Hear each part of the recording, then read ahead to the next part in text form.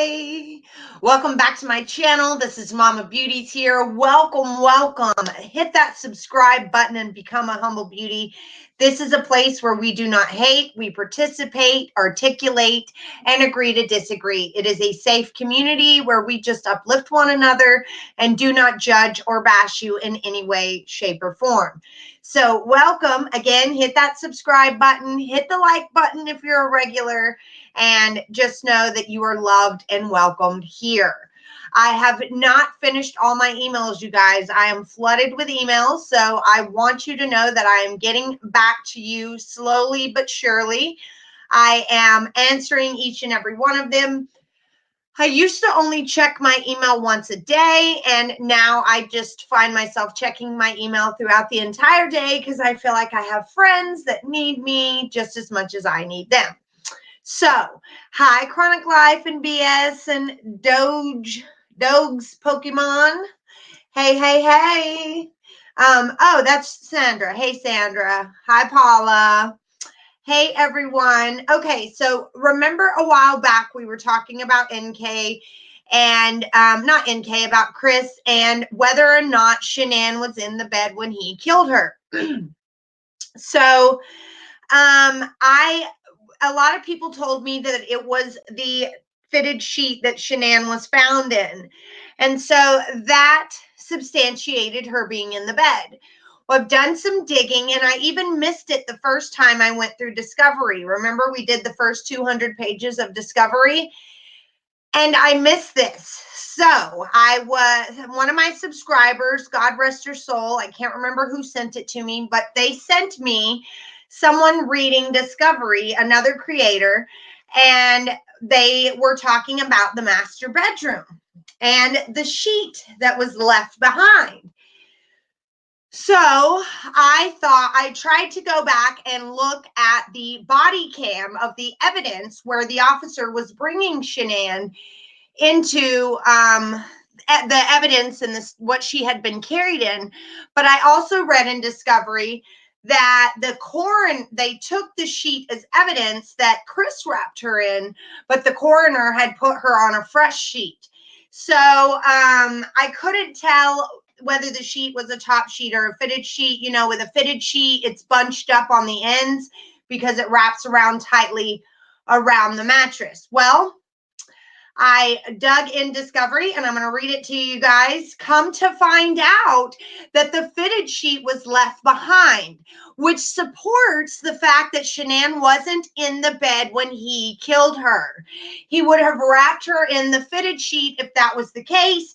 If she was actually in the bed, he would have wrapped her in the fitted sheet. If he killed her and then laid her in the bed, he would have wrapped her in the top sheet because he would have laid her on top of the sheets. If she was actually in the bed when he killed her, she would have been wrapped in the fitted sheet. Well, the fitted sheet was left behind. It was the top sheet that was missing. So it says the master bed had the comforter, sheets, and pillows removed. The fitted sheet was next to the comforter on the floor, and the pillows were on the other side of the bed on the floor.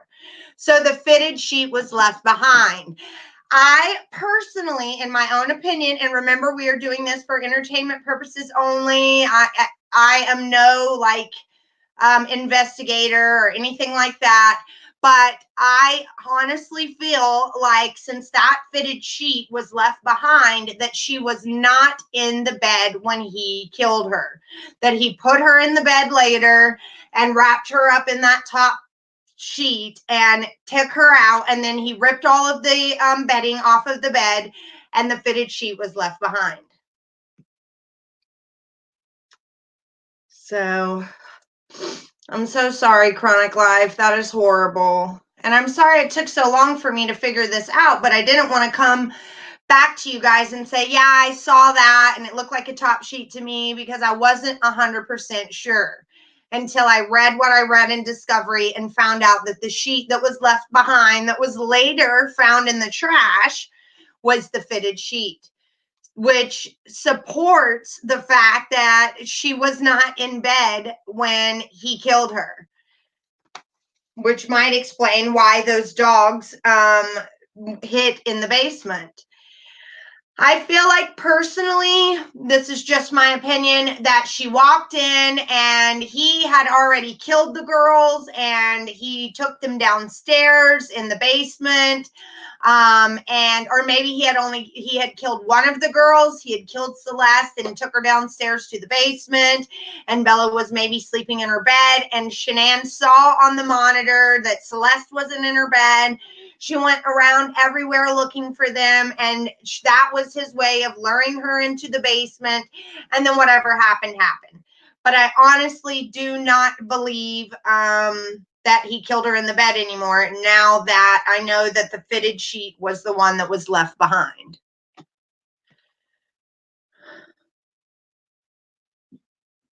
Chronic, I worry about you though, sis. I really do. Oh, and anyone that bought from my pop-up shop on Friday, I put a little extra something in your package. Each and every person that bought from me got a little extra gift from me. Plus, I individually wrapped, except for the nails, of course, the jewelry so it would protect it a little better. So you're going to have Christmas presents coming wrapped up in, little squares for you guys. And I'm hoping that you will have everything in your hands by Wednesday, because I'm going to the post office tomorrow to mail it first class, which means I will have a tracking number and everything to be able to give out to each and every one of you. Whoop, whoop. There has been new finding on our channel, a necklace hung up under a chair in the living room, midnight mistrologist, cars around the house, red, white SUV when police were out, and man and shovel seen. Yeah, I'm not saying that she didn't get in the bed. Remember, she got home at 2:00 in the morning. Maybe she did get in the bed and then got up later. But I don't feel like that is where he killed her, is all I'm saying. I'm not saying that she didn't get in the bed at all. She could have. And the makeup on the pillow could have been from before she left. It could have been from Friday night when Chris slept in the basement and she slept upstairs. Remember, she had just been there on Friday, you guys. So that's how I explain the makeup on the pillowcase. I'm so glad to see you. After the last live, it happened again. I saw one of my so-called friends, and it was just a big negative. I just got to cut it loose. Yes, Janine, I had to deal with a lot of loneliness for a long time because I knew that my friends were not really my friends and that they were hurting me more than they were helping me. I agree with you. I always knew the fitted sheet was in the house. I missed your oops up. Oh, wow. I asked a lot of people and they told me that the fitted sheet was the one that was found out in the survey. Everyone kept saying that and I just refused to believe it. And then the proof fell right into my lap when my subscriber emailed me. Of course, Paula. Chris said in an interview he did not go to dinner that night. NK, he would have come to his senses, and NK would have too. That's a little telling. Yes. And he also said in one of his interviews that the turning point was Saturday night. And then he changed it, or the turning point was Sunday night, and then he changed it to Saturday night. So I feel like NK came and spent the night after the babysitter left. I feel like she stayed there that Saturday. And that was the reason why she didn't make it to brunch with her dad and her stepmom and her stepsister. And she went to the museums afterwards. But in her interview, she said that she didn't make it to brunch because she went to work out. And that was the morning after she met Chris at the Lazy Dog. And I feel like they went to the Lazy Dog not only because they saw someone at the other one, but they went to the Lazy Dog by Chris's house because she could leave her truck there overnight. And she rode in the truck and maybe just got down. She could have gotten down in the back seats when they pulled up.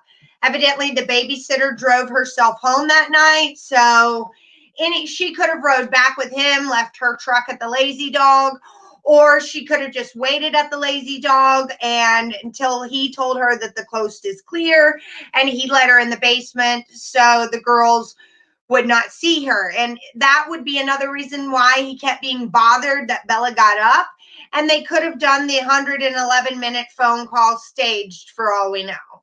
So, I mean, we have no, they could have said, hey, you could call me from your house before you leave and come and have sex, and then you can get back to your house and hang up the call. And she could have left her phone running that whole 111-minute phone call that she doesn't want to talk about. Maybe it was her rushing over there, having sex with him, and then going back to her apartment and leaving the phone open so it would ping there, or who knows. There's so many different scenarios, but the fact that the fitted sheet was left in the home suggests that Shanann was not in the bed when he killed her. Yeah, togetherness, that is the sheet. When they first came, they saw the sheet on the floor. Remember, Chris stayed up all night that night cleaning, and he put that sheet in the trash. So the second search, when they came the very next day on Tuesday, they found that sheet that was upstairs next to the comforters on the floor in the trash because he knew there was no match to it. Remember, he just let that sheet blow away in the wind at the survey. And the sheet that she was put on says in discovery was a clean sheet from the coroner, but they did keep the sheet that they found out in the survey as evidence. Oops, I mean the cell you had on Friday night. What did you ask, baby love? Let's see. I agree with you. I always knew the fitted sheet. Sorry I missed. Oh, it's okay. Hey, Jennifer. So glad to see your beautiful face. I never thought she was killed in the bed. I think she was sick, vomiting, and she was attacked from behind. Yes, and if he was giving her some kind of headache medicine, he did tell Sherilyn Cadle that he drugged her the morning of the murder with the oxys. And I honestly believe he did. I think that the last time she had a headache around him, he had given her those pain pills. And so I think that she would have asked for him to get her some headache medicine again because he gave it to her in North Carolina, and she never knew that he was drugging her. She really thought that it was the pregnancy making her sick and that the headache meds that he gave her were over the counter. So I think that if she would have came home upset and tired and having a headache and feeling sick, she would have asked him to go get her that same pain medicine. I mean, she wouldn't have said that same pain medicine, but she would have been like, can you go get me something for my head? The same thing that she said last time. And he would have gotten it for her. And maybe she was in the bed then whenever that happened. Maybe she was, and then she got up because he was taking too long to bring her the drink, or who knows. There's multiple different scenarios of why it could happen, but I now do not believe that he got back in the bed, he had this emotional conversation, and he killed her getting on top of her or laying on her side. I don't believe any of that anymore. I don't think none of that took place in the bed. Because if that was the case, she would have been in the sheets and he would have had to wrap her up in the fitted sheet, but the fitted sheet was left behind. And Jimmy Fallon has a video showing NK's GPS by Chris Watts on Monday morning at around 10:30. Ooh, juicy. Yeah, I've binged on her videos. I thought the babysitter's mom had to wait outside because Chris came home later. No, that was what everyone thought at first, but it has come out in Discovery, and that the babysitter left. They came and dropped a vehicle off for her to drive home. So I need proof on one of those stories, though. I need to find the proof myself that the babysitter didn't get a ride home, because I originally said that the babysitter got a ride home from her parents, that they were sitting there waiting on Chris to get back because he was late, because that was what I originally heard. But then after that, there's another story that the babysitter's parents dropped a vehicle off for her to drive home. So I don't know what you guys think. Please tell me what you think. I didn't even think she was old enough to drive, so I thought it was ludicrous about the other story, but I haven't seen either story be substantiated with discovery or evidence. I have to read that part. I'm only on page 200 in discovery of 1,900 and something pages. I read the discovery a long time ago, but I'm noticing that as I'm rereading it, I'm noticing a lot more since I know a lot more now.